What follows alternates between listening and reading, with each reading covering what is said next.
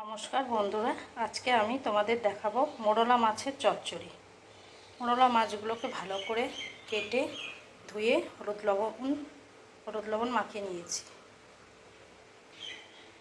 আর নিয়েছি এইভাবে আলু কেটে। আর নিয়েছি ছোট ছোট করে বেগুন, গোটা কাঁচা লঙ্কা। আর নিয়েছি আদা, রসুন আর পেঁয়াজ বাটা। আর নিয়েছি কেটে নেওয়া টমেটো আর ধনেপাতা কুচানো। কড়াইয়ে দিয়ে নিয়েছি সরষের তেল। সরষের তেলটাকে খুব ভালো করে গরম করে নিয়েছি। তারপরে মাছগুলোকে দিয়ে নিয়েছি।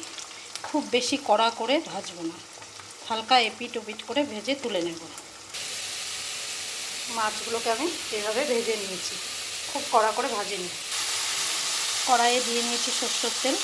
তারপরে দিয়ে নিলাম কালো জিরে ফোড়ন। কালো জিরে ফোড়ন দেওয়ার পরে দিয়ে নিলাম আলু আর কেটে রাখা ছোট ছোট করে বেগুন। এগুলোকে আমি একটু লাল লাল করে ভেজে নেব।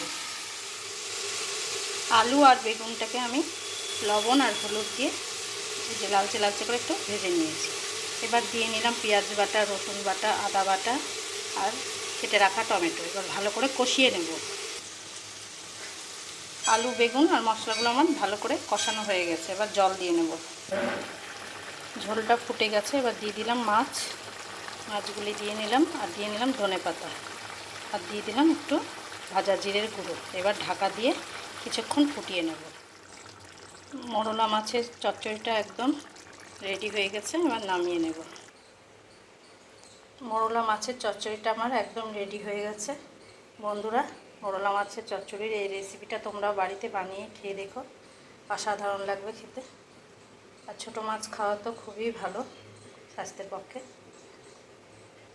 এভাবে এই রেসিপিটা বানিয়ে খেয়ে দেখো।